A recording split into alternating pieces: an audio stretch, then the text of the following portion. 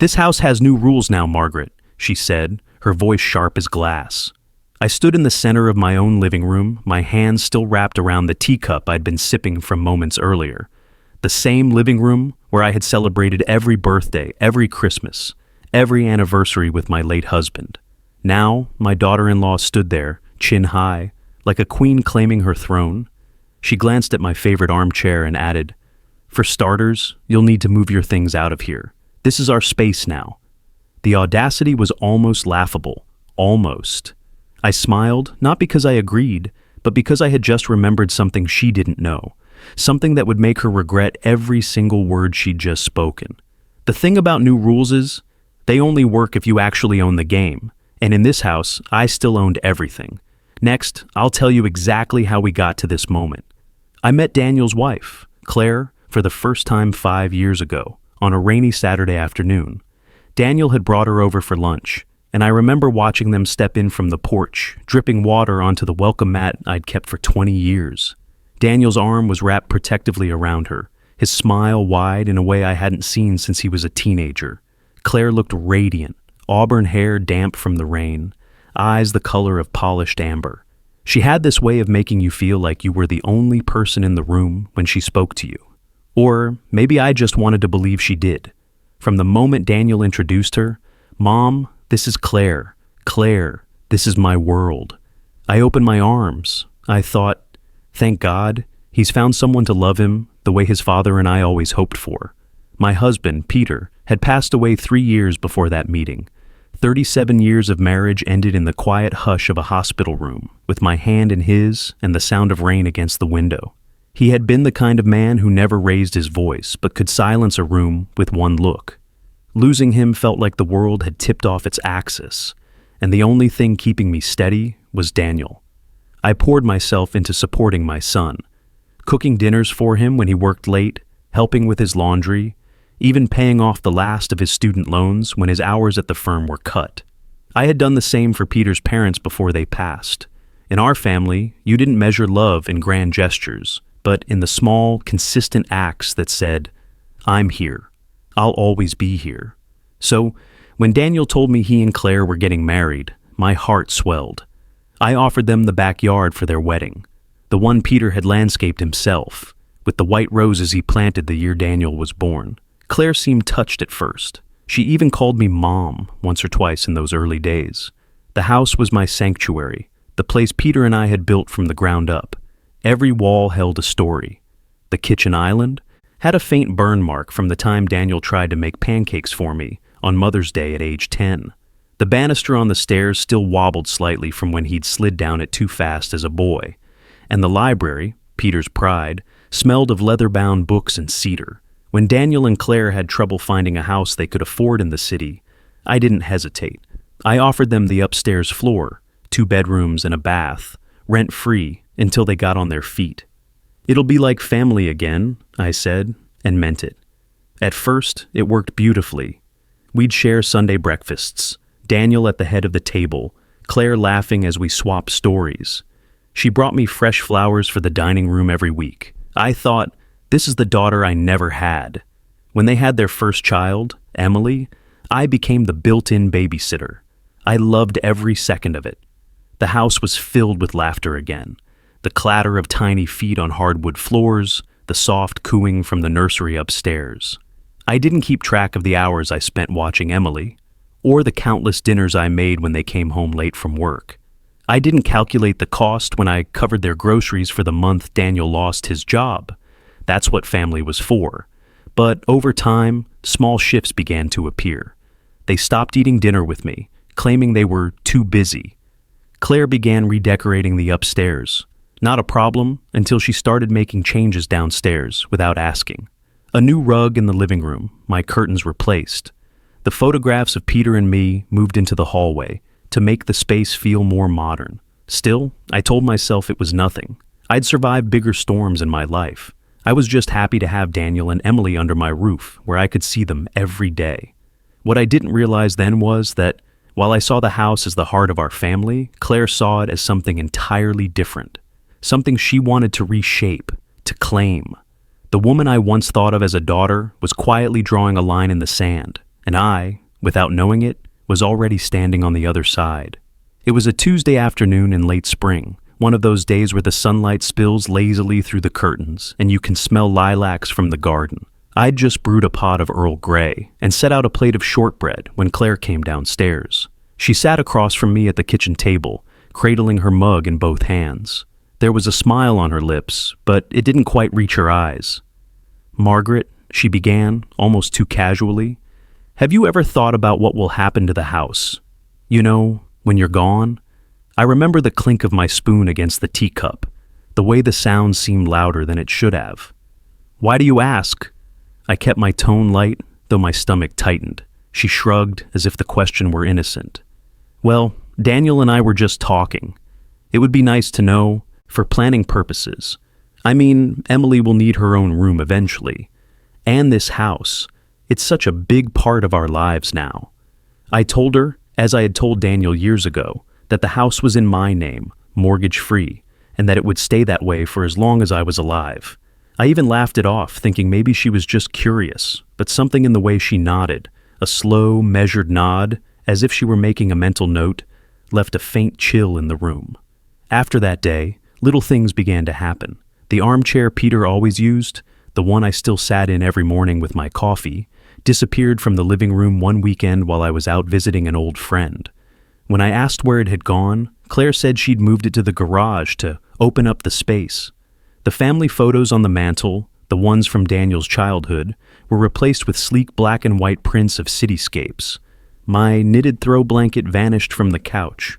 When I'd gently question her about these changes, she'd smile and say, "Oh, I thought it would make the place look fresher, more us." United States. It was such a small word, but it cut deeper than she knew. Another time, she hosted a dinner for her friends in my dining room while I was upstairs.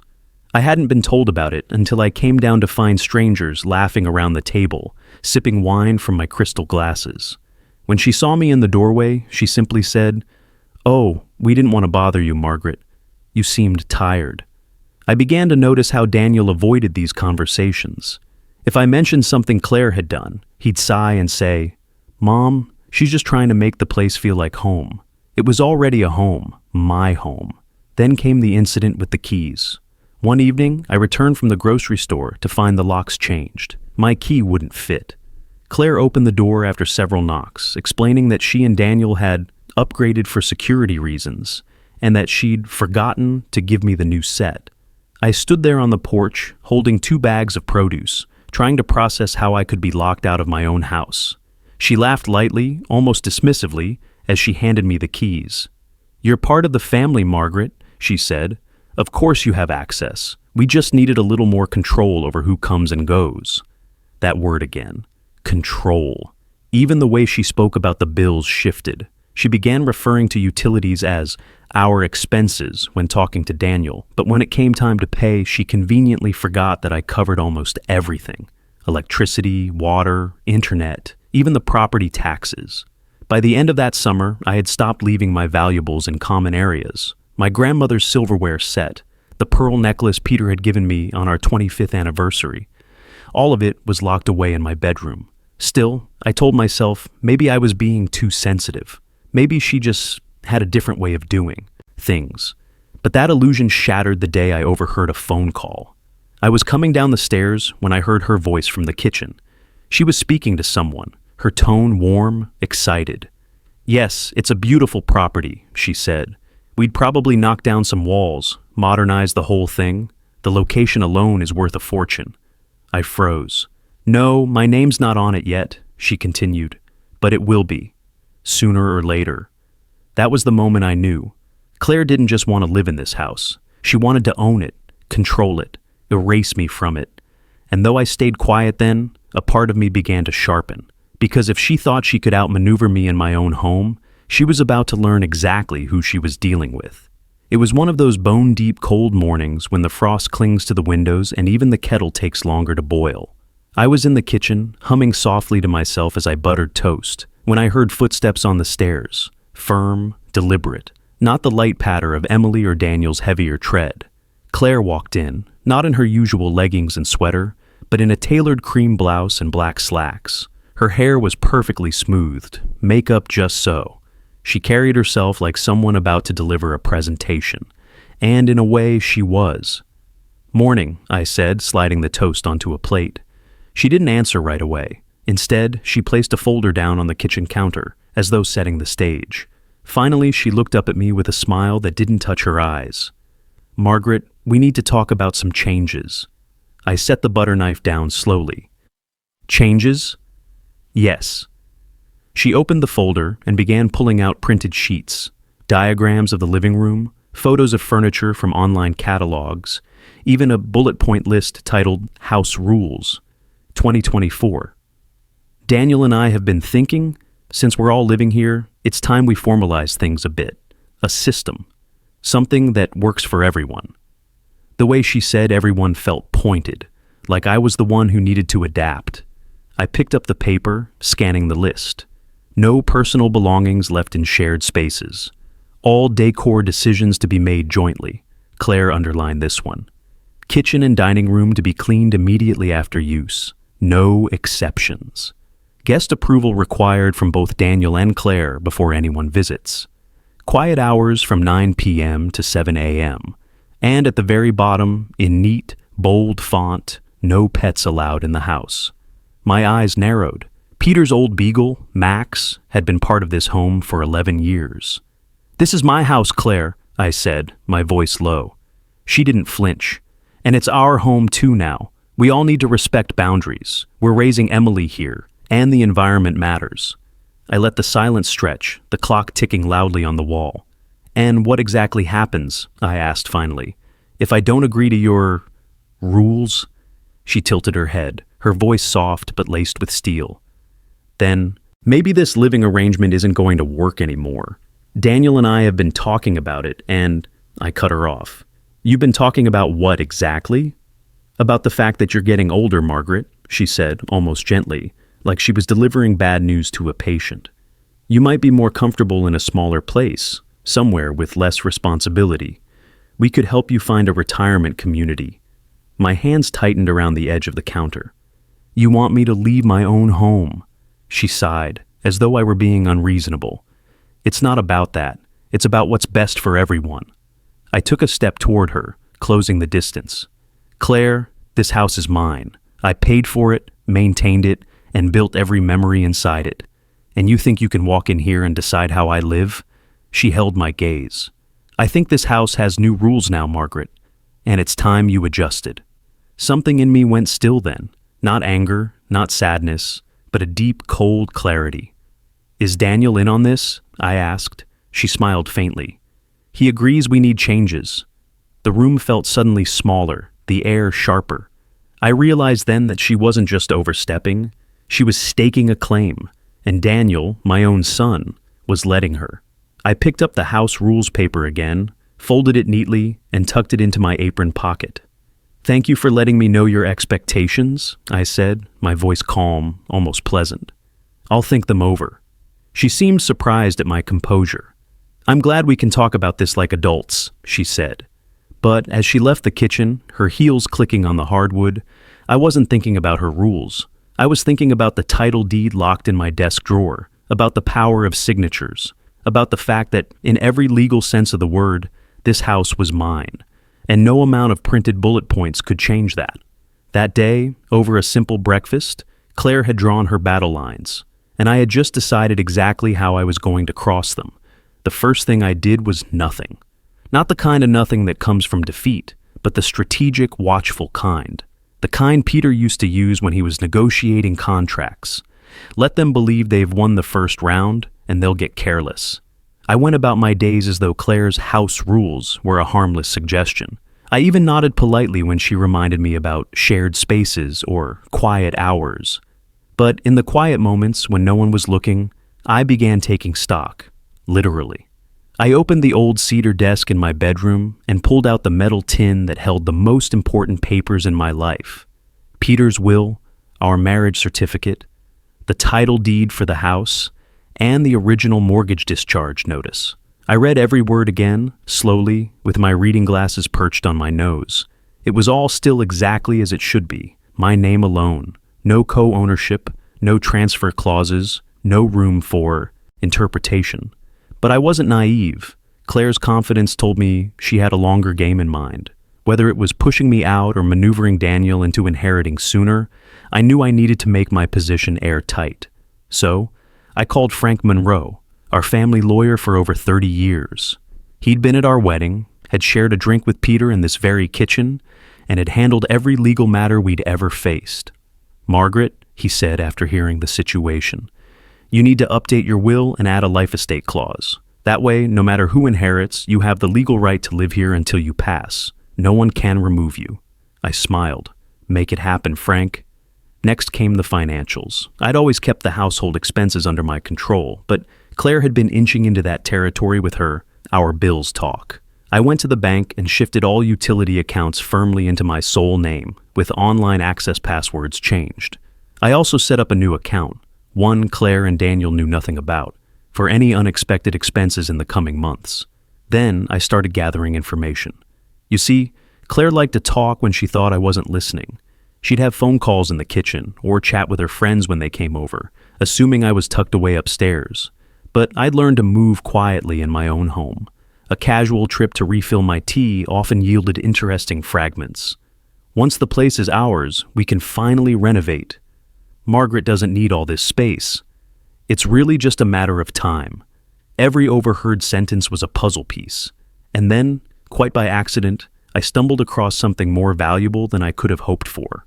One Tuesday afternoon, Daniel was at work, and Claire had gone upstairs for a nap. Emily had been playing with crayons at the dining table, and when she wandered off, I began tidying up. That's when I saw it, a printed email, folded in half, with my address in the subject line.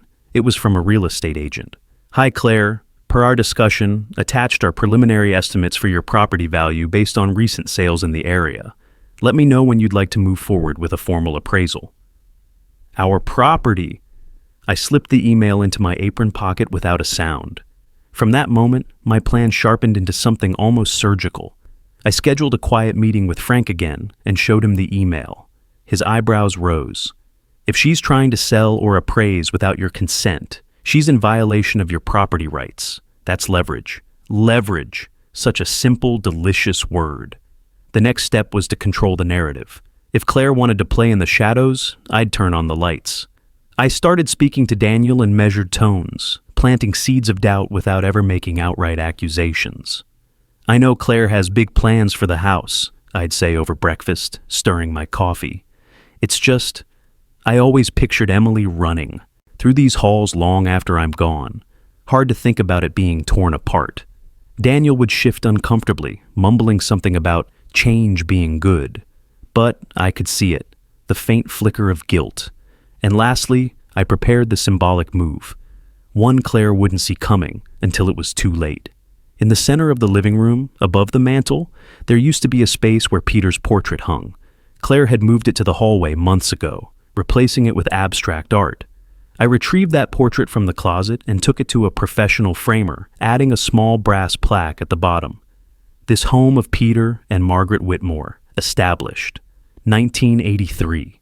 When it returned, I didn't hang it right away.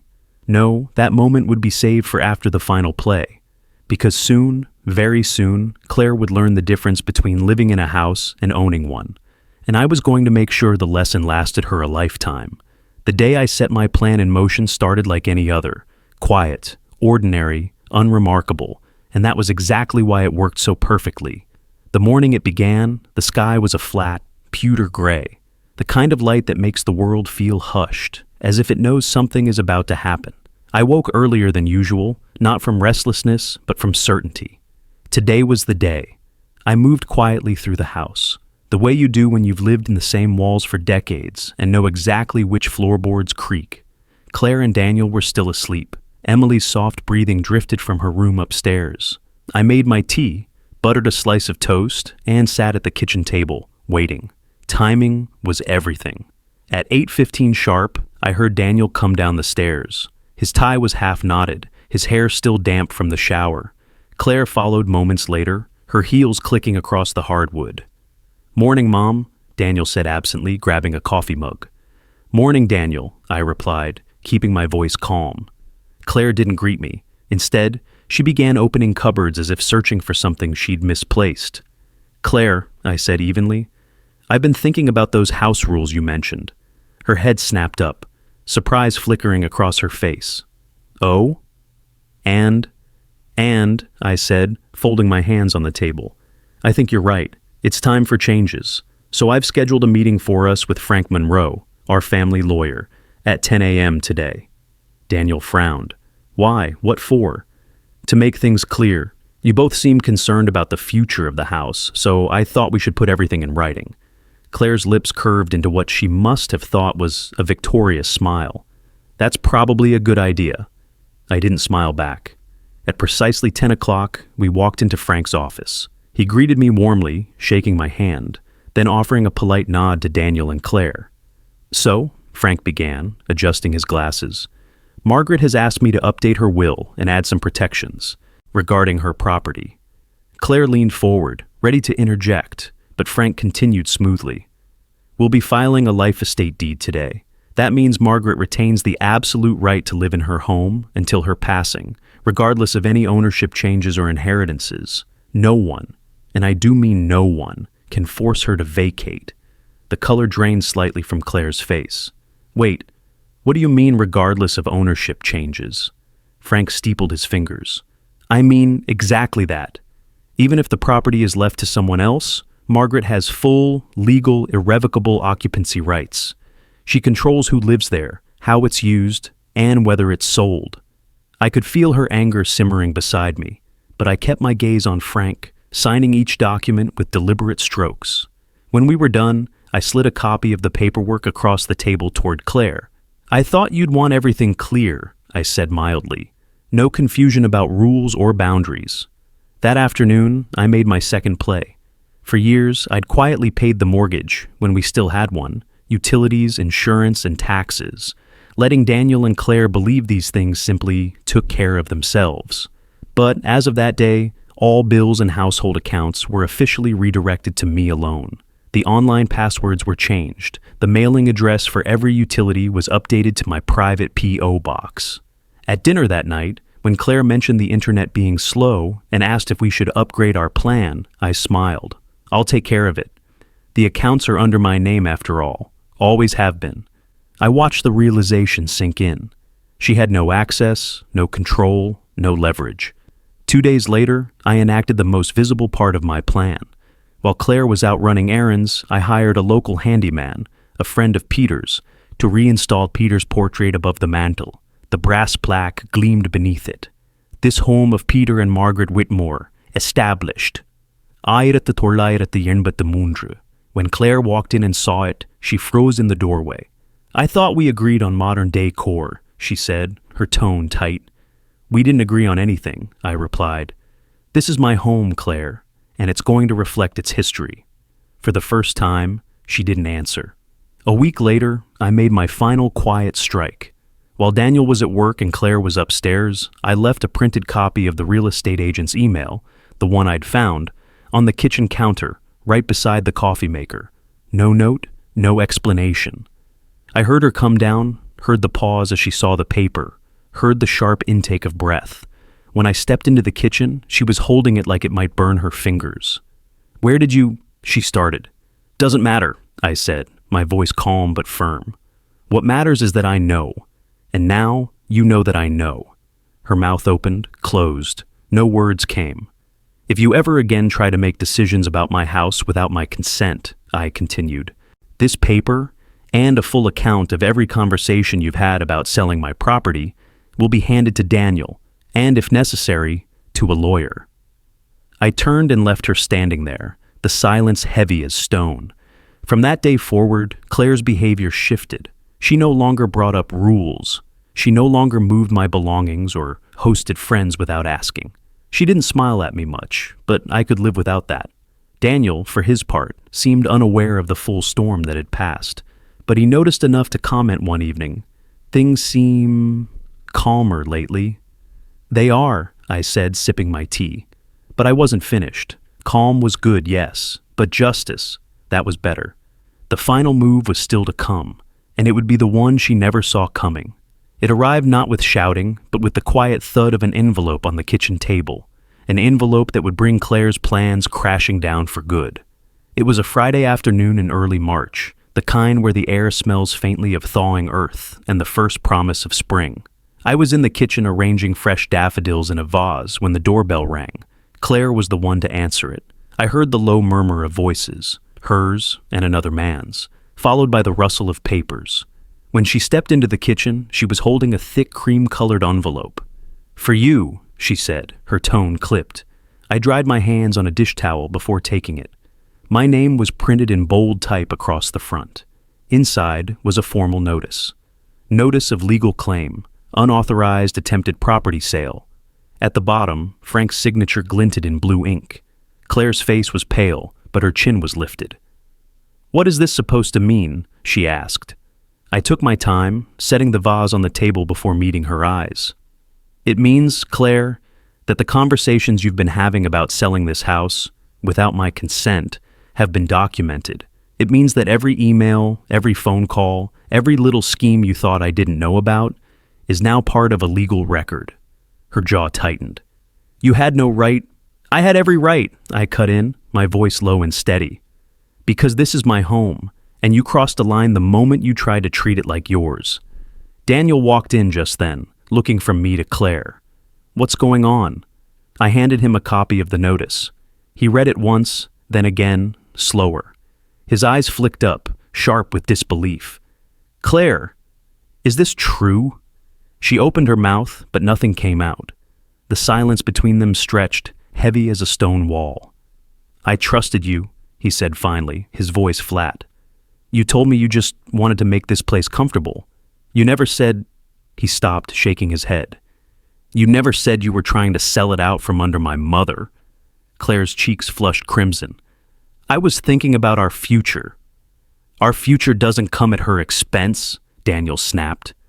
I watched him, my son, standing there with a quiet fury I hadn't seen in years. Something in me ached, but there was also a small, undeniable satisfaction. Frank's notice wasn't just a warning, it was a statement of fact.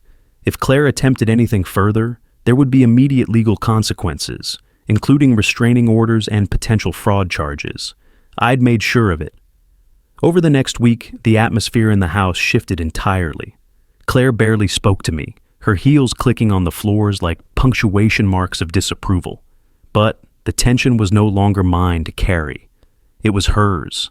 I began reclaiming my spaces, bit by bit. My knitted throw returned to the couch. Peter's armchair was brought back in from the garage. The scent of my old lavender candles filled the living room again. One evening, I found Daniel in the study, staring at the portrait of his father above the mantel. "I'm sorry, Mom," he said quietly. "I should have seen what was happening sooner." "You see it now," I told him. "That's enough." The next morning, Claire packed a small suitcase and left for a visit to her sisters. She was gone for 2 weeks. When she returned, she moved through the house like a guest, not a ruler. But I knew, and so did she, that something had broken beyond repair. Her power here was gone. And the best part? I hadn't raised my voice once. In the weeks that followed, I found a kind of peace I hadn't felt in years.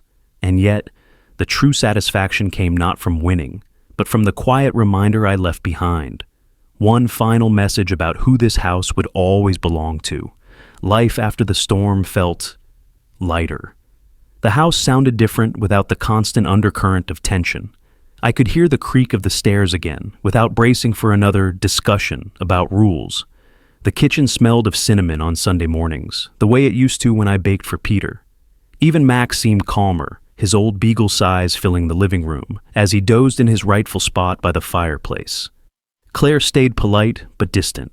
She no longer redecorated without asking. She no longer mentioned our expenses or shared decision-making. She moved through the home with a kind of caution, as if she were aware that every step was on my terms now. Daniel seemed to understand, at last, that generosity had limits. He began helping more around the house, even suggesting that he and Claire start looking for a place of their own. "To give you more space, Mom." I didn't answer immediately. I just smiled and let him think it was his idea. The final touch came on a quiet Saturday morning. I had the brass plaque beneath Peter's portrait, polished until it gleamed, and then I added a small frame note on the mantel. This home was built with love, lived in with respect, and will remain in the hands of those who honor both. I didn't point it out to anyone. I simply left it there, where the sunlight would hit it every afternoon. Weeks passed. Spring turned to early summer. Claire never tried to test the boundaries again. Maybe she learned the lesson. Maybe she was simply biding her time. But either way, I had what mattered: my peace, my control, and my home.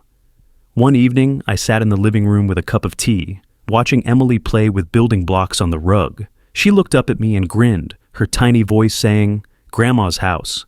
That, more than anything, was the victory. Because houses aren't just wood and nails, they're history. They're the laughter in the walls, the quiet moments in the kitchen, the hands that built and cared for them. And no one, not greed, not entitlement, not arrogance, can take that away unless you let them. I'd been underestimated, as elders often are. People forget that with age comes not just years, but strategy, patience, the ability to wait for the right moment, then act with precision. Claire had wanted to make new rules. In the end, the only rule that mattered was this: if you want to live in someone's home, you live with respect. If you can't, you leave. I took a slow sip of my tea, letting the warmth settle in my chest. Somewhere upstairs, Daniel and Claire were talking in hushed voices. Emily was stacking another block. And outside, the roses Peter had planted were beginning to bloom again. Yes, the house was mine. The peace was mine. And so was the final word. Never mistake kindness for weakness. A calm voice can carry more power than a raised one, and a steady hand can hold a fortress better than any locked door. In the end, respect is the only true currency in a family, and those who refuse to give it will find themselves bankrupt.